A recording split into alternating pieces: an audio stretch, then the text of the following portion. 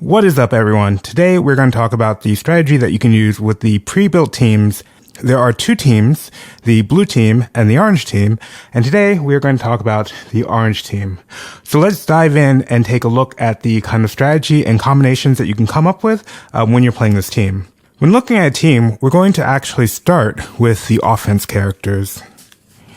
In this case, you have two offense characters, Alexander and Shadow.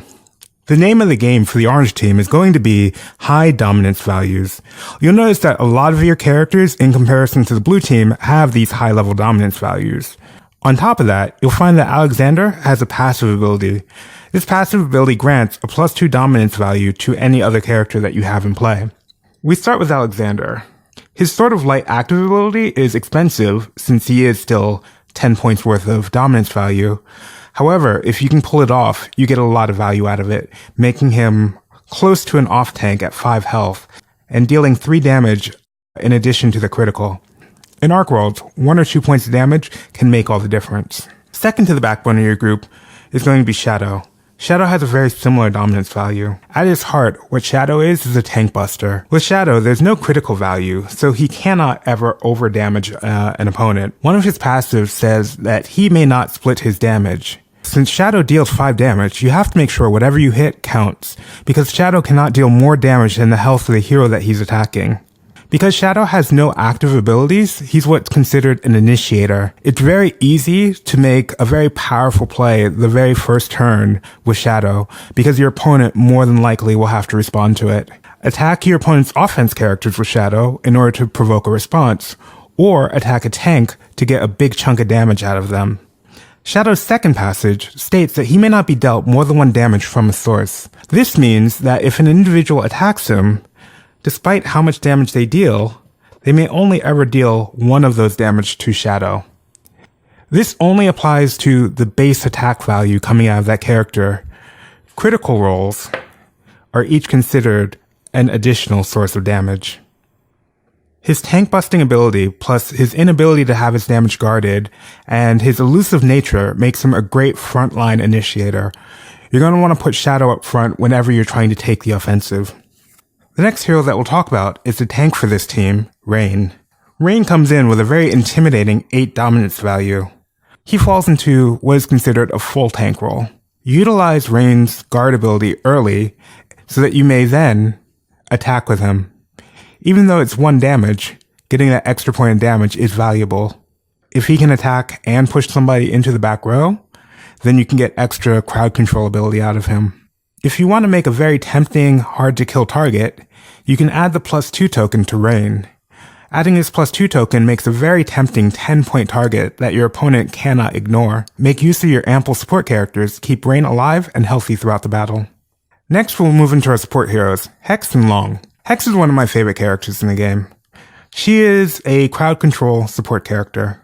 She has very little healing, but the healing that she does have allows you to move a character as you utilize it. So in this situation, if Long had received 4 points of damage, Hex would be able to use her ability to both move him back and heal 1, therefore keeping him safe from further engagement. Hex's Force Push ability can be used to set up some combo plays. Use it to prevent a guard from an opponent by pushing a tank to the back line, or use it to prevent damage that's about to come to you by pushing an attacker to the back line. Hex is very good at changing up the tempo of a battle because her crowd control abilities force your opponent to react to your movements. Her most obvious ability is this very prominent stun here. There are 2 main ways to use it. Use it to stun 2 enemy frontliners, forcing the tempo of the battle to change as your opponent has to spend 2 actions to unstun their heroes, or use it to stun both the enemy tank and healer to guarantee a kill. Where Hex is a classic full support character, Long is a hybrid character. He is a hybrid offense support character. He's meant to play the role of the frontline healer, where he can do some damage and also keep your team topped off. The trade-off, though, is that his heals are more expensive. His first ability is pretty straightforward. Heal 1 ally for 1 mana. His next ability switches it up. If you want to get a second point of healing out of him, you now have to spend 2 mana. Where other healers can heal multiple damage at once, Long can only heal 1 damage at a time. The trade-off, though, is that Long is the only support with a self-heal. It may cost 2 mana, but Long can pull himself out of some sticky situations. His third ability allows you to apply a -2 dominance value to an enemy hero. Use this to take advantage of the dominance lead that you will likely have throughout this game. If you find yourself with a turn where there's downtime where you don't want to act prematurely, go ahead and throw a -2 on your opponent. Couldn't hurt. The last feature of note on Long is the relatively above average attack value and the definitely above average health value of 4. This means that Long can be put in either line, but prefers to be up front where he can do some healing and then attack. Long is another really good candidate for that +2 token from Alexander. Our final hero on Team Orange is Feral. In a lot of ways, we saved the best for last, because this is your carry character. So let's dig into him. Feral is an assassin. What this means is that his abilities work best from the back line, and he relies on his flank damage. Flank damage is very key because it doesn't require you to engage the character to use it. This means that you can continue getting value out of this character for a long time. Unlike some of the more brawler-type carries, assassins actually don't do very well in hand-to-hand combat. Remember that a character who is in critical condition may still activate abilities. Sometimes the right answer is to go ahead and let Feral die, but pop off one of his abilities before he does. Since he contributes only 3 dominance to your total value, it's not a big deal if he actually gets eliminated throughout the round. Sometimes sacrifices have to be made for the greater good. These abilities may look intimidating at first, but they're actually pretty easy. Feral's first ability is a Tank Buster. For only 1 mana, you get a guaranteed 2 damage. On a roll of 2+, you get 3 damage, and if you roll a 4+, then it's a total of 4 damage for 1 mana. This makes his value very good, but note that it can only be used against tanks and offenses.